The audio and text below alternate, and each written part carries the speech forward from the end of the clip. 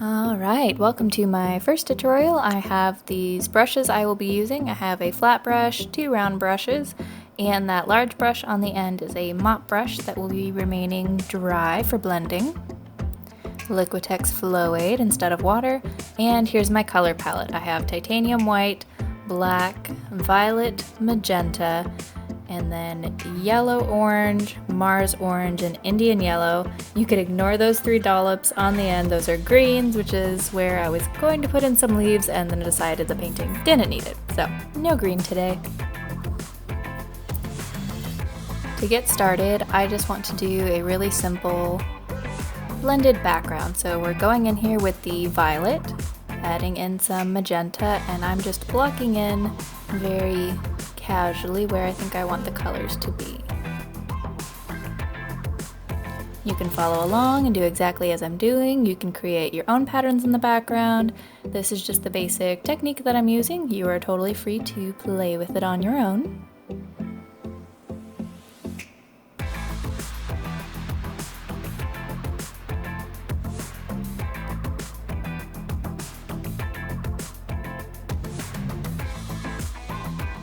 This is the titanium white that I am bringing in here, and you'll notice my brush is staying dirty. I'm not really rinsing it out in between each of the colors, and that's because I want all of it to blend, so I'm not too worried about keeping the colors clean.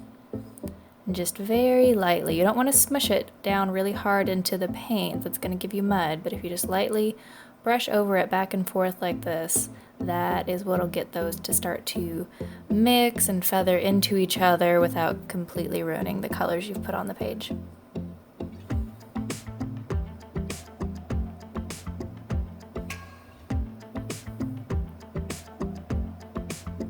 Adding in a little more purple.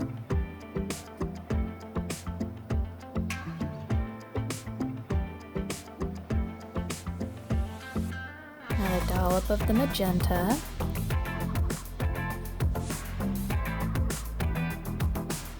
And now I'm just picturing in my head how I want the background colors to go. So putting those streaks in there, it's kind of blending them into each other, pulling them, and then that is the magic of the mop brush right there. And you see how soft that made that? It blended those really well.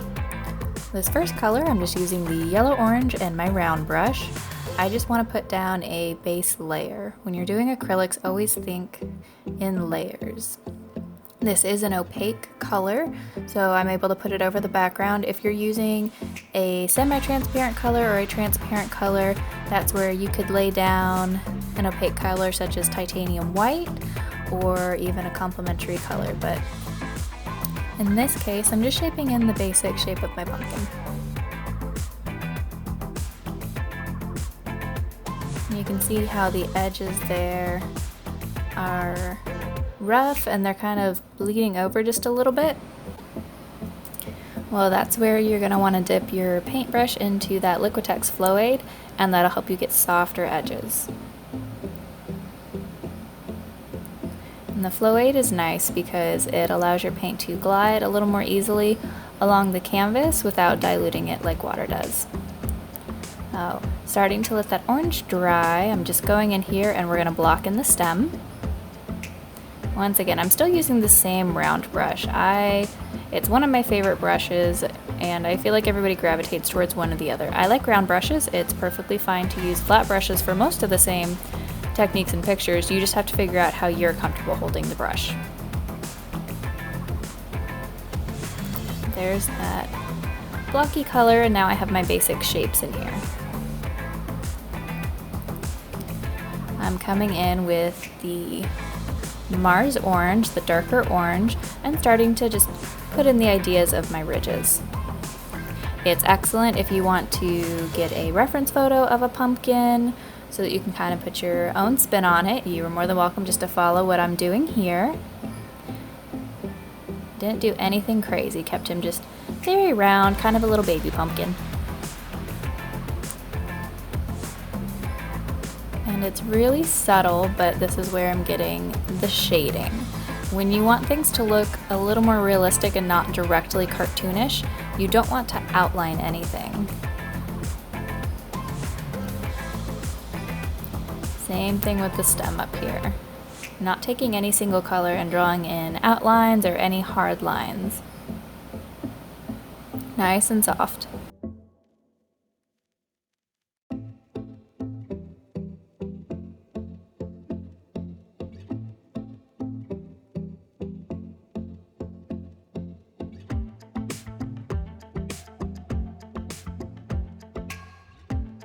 A good thing to keep in mind is anytime you want your colors to blend into each other, keep working on them while they're wet. Anytime you're wanting your color to stand out and kind of retain its own color, that's when you're going to want to let the layer dry first and then come back to it.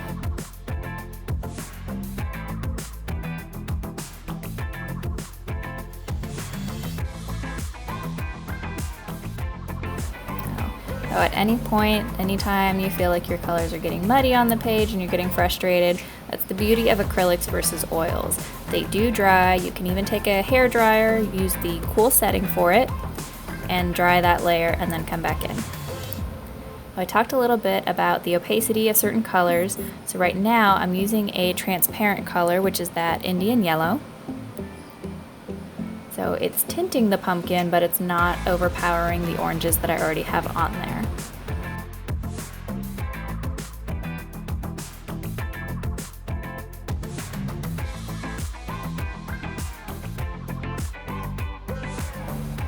Just nice strokes. I'm not necessarily trying to cover up the shading I already did. And here I'm coming back in and reinforcing those lines. They look light right now because of the light shining on them and they're wet, but that's actually the dark orange again that I went back in and used.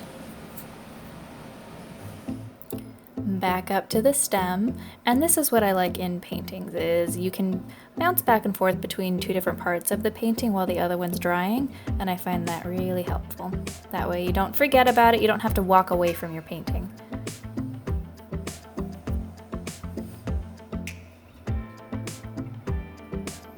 Add a little bit of shading to the bottom, that's just the regular black, and a little bit more.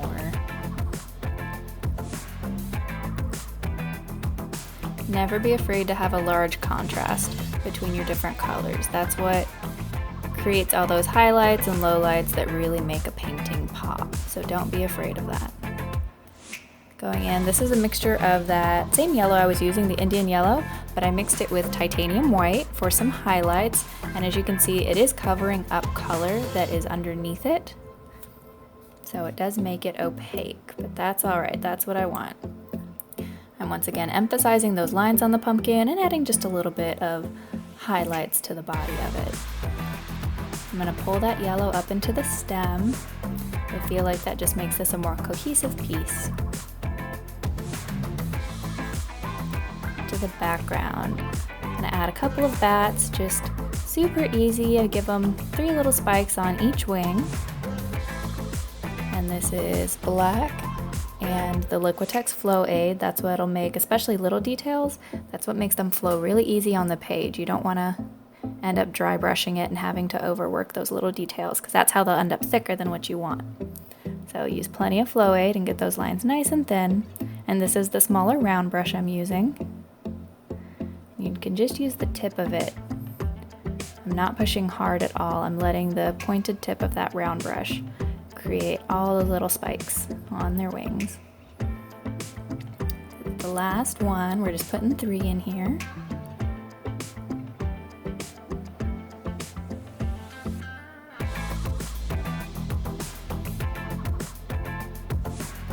And a moon. When I shape especially a crescent moon, you can see I very lightly did a circle there, and that'll keep your moon from being too squished or elongated. It just gives you a better crescent shape than trying to draw the crescent by itself.